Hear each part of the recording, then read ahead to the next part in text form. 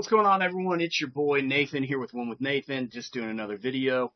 Um, Guys, this video I'm actually going to do not really differently. I just want to bring up something that came up last week over the last 2 weeks. Talked with several people who are part of Facebook groups, part of YouTube channels, part of masterminds. And it always seems like those are the people I talk to the longest on phone calls because the lack of knowledge they know is very little. It's kind of shocking, actually. And the reason for that is I believe that they're so used to like a coach or someone saying, do this, do that, and they pay 20 grand, 15 grand, whatever, that they think they know stuff, but they really don't. So I want to talk about, I want to talk about the truth behind things, right?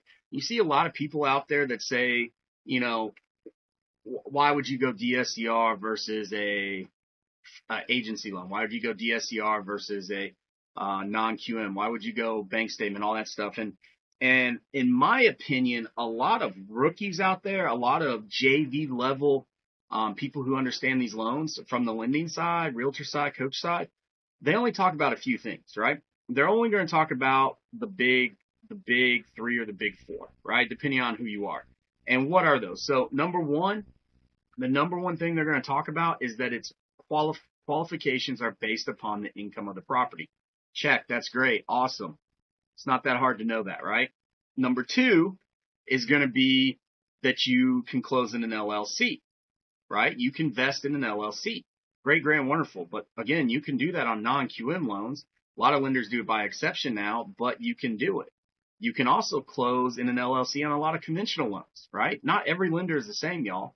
Every lender who sells to Fannie and Freddie is probably going to be the same. But when you look at other conventional loans out there, which is credit unions, banks, and all that stuff, they might put it on there. I mean, technically, non-QM is a conventional loan, so let's get that straight. What was it? That was number two. Number three, they're going to talk about is they're all going to claim that it doesn't show up on your debt-to-income ratio. Be careful with that. And then number four that I like to hear about that people talk about is that you can use short-term rental income to qualify, which is true, right? Those are a lot of the JV answers we hear out there. You guys might be hearing the rain right now. It's raining really bad here. So this is why I'm doing some videos.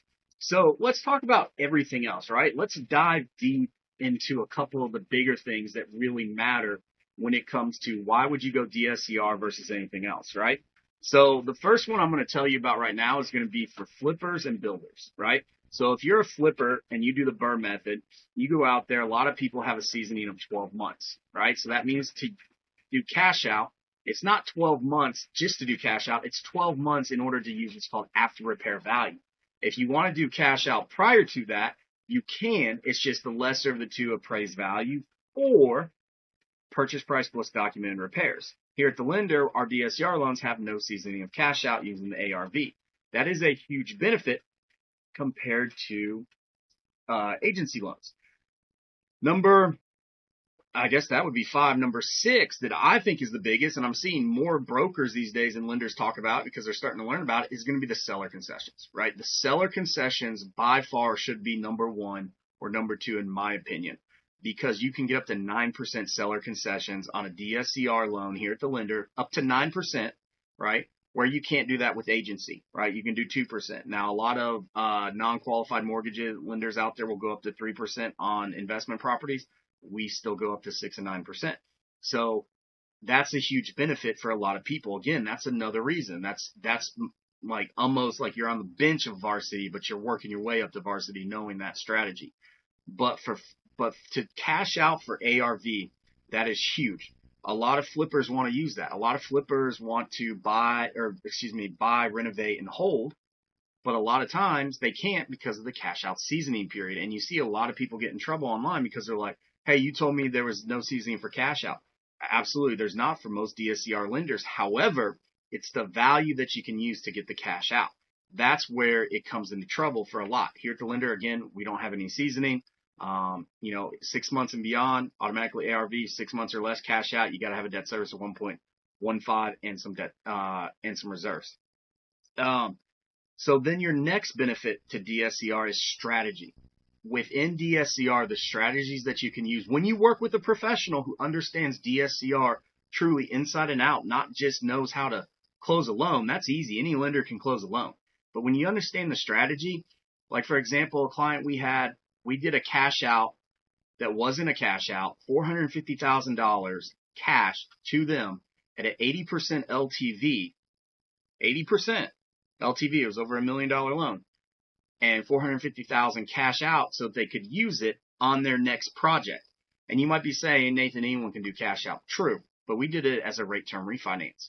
When you understand the nuances that go into the guidelines and how they read and how they do it, the strategy when you work with the right lender, setting up new construction or flips, you can benefit on the end as well to help benefit, which means get better guidelines, higher LTVs, or even a better term, right? Because you're doing it a different way. Yes, it's a cash out, but we don't treat it as a cash out. But yet that person got over 400 grand for the next project, right? Go figure. Now, here's another thing, and this is huge, especially for you people out there who are part of money clubs, money pockets, money rooms, whatever you want to talk about, private money, is the fact that here at the lender, we allow you, unlike Fannie, Freddie, all the other lenders and other DSCR lenders, you have to have seasoning for your loans in order to do rate term, right? So if you put a loan on it and 2 months later, a HELOC, if you do a HELOC and 2 months later you try to refinance, it's not a rate term, it's a cash out. Here at the lender, we allow, especially for our builders and flippers, we allow you to add a secured lien against the property before we clear to close and treat that as a rate term. What does this mean for you? Well, obviously that means you as a flipper, you're going to go borrow money for the down payment, right? Maybe the rehab. You might not put a loan against or a lien against the property. So when you do a refinance with a typical JV or freshman, lender or broker, they're going to say that's a cash out because it's not secured to your property. Or they're going to say, hey, you secured it to the property. It's not been seasoned. However, here at the lender, we will tell you, like we just did the last couple deals this last couple weeks, we'll tell you to go secure it. Go put it on. Go secure it with the county. Show it's a lien. As long as title shows it's a lien and it was used to improve the property, it doesn't matter if it was 1 day seasoned or 120 days or 2 years. That is a rate term refinance because that is money used to improve the property. Again, it helps looking at the strategy. So when I discuss DSCR, agency, full doc, non-QM loans, I always ask people several questions, right? And based upon those questions, we'll determine what loan we go with. If you don't have a strategy, you got to come up with one. Otherwise, I can throw out any loan out there to you. So when you look at everyone out there says, oh, it's this or that, the common 3 or 4, great, grand, wonderful, they probably don't understand strategy. So when you look at the guidelines, not only do you have all the ones we talked about, but the one you missed is no seasoning of large deposits. That means partnerships, mini syndications. You can have large money being deposited into your account during the process where agency loans you have to season, right? Fannie and Freddie, you have to season. FHA, oh boy, right? You also can gift 100% for investment loans, right? So when it comes down to it, guys, the beauty of DSCR, the debt service coverage ratio loan, is that there is so much out there you can do with it. And the problem with DSCR loans is that so many people screw the pooch by lenders messing up or not teaching them right or teaching them all the loopholes or guidelines, right, that they don't understand. They just think it's a loan, blah, blah, blah. Truth of the matter is most people don't do these loans because they don't make as much money as they do with agency. And then the drawback is a lot of people will get stuck with lenders or brokers out there who are unlicensed because to sell DSCR loans in most states, you don't have to be licensed. And they're just salespeople. And all they do is shop rate. All they do is say, do this, right? Some of the best sponsors of a lot of the YouTube channels, Facebook groups out there, they will message you in a Facebook group and say, hey, I'd love to get a chance to get you a deal. Let me quote you. Literally had that happen this week. The guy didn't do any due diligence, didn't ask me any questions, just said, hey, I saw you made a comment. I didn't even say I was looking for a property. I just made a comment to tag someone else to look at a property I thought they might like. And that mortgage broker, I don't even want to call them a mortgage broker because they're not licensed, reached out to me and asked me to do a loan with them. Guys, that is crappy lending. I almost played with him to get him to give me a quote and to try and play it along or to say, look, dude, like, I don't want to work with someone who's not licensed, who really does understand. I know your company very well. You guys aren't that good, right? I didn't. I just told him I wasn't, wanting anything. I had a good lender. And then he said, oh, give us a chance. We're really good at what we do. You're not. I know you guys. So That's the drawback. The other drawback to most debt service coverage loans are the prepayment penalties. However, a lot of people just don't care because you're not going to refinance every year, right? You're not going to refinance because you understand financial strategy. You understand the cost, right? It doesn't make sense to do it if it drops 1% or 0.5% and refinance every year. So guys, there's so many more benefits than what I just talked about with DSCR loans that I just want to bring it to y'all's light that, hey, quit focusing on the JV stuff, right? Yeah, it's great it could close in an LLC. Not every company will put it on the promissory note. That's what you want. Not every DSCR lender allows up to 9% seller concession, right? Not every DSCR lender allows for no seasoning of large deposits. So when you talk to someone, when you're working with someone and you want to ask, hey, what's the reason you go with DSCR loans? I'm going to say, don't ask people who use DSCR loans. You need to ask the professional, like an investor. Most investors are going to say the 2 or 3 things, and that's great, grand, and awesome. But the thing is, like, do you really want to understand DSCR loans and the strategy that goes behind it and how it can benefit you? Or do you want to just go with the DSCR loan because you're like, hey, someone said I can use short-term rental income. Someone said I can do this. 2 things. If that works for you, that's great.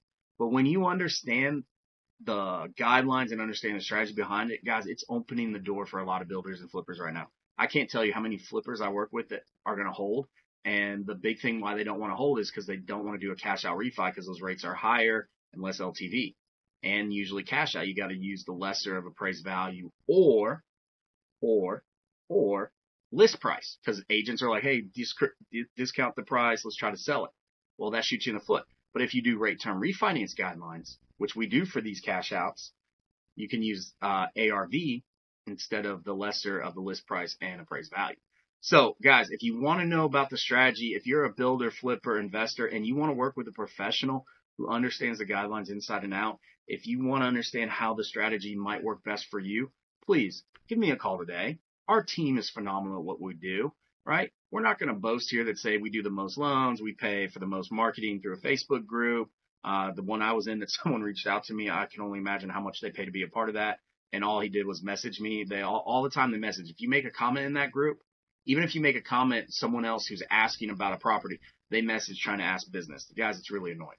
But at the end of the day, guys, if you want to talk with a professional, someone who's going to teach you strategy, someone who understands everything because they have access to it all, give me a call today. I gladly work with anyone. The 2 people, ladies I talked to this week, I won't say what group they're a part of or who their lender is because I am friends with people who are a part of that group. A lot of people are part of that group because it's really well known. And then I think 2 of my friends on Facebook actually work for the mortgage company that these people use. And so again, guys, please work with professionals. Don't just work with someone who says, I can originate these.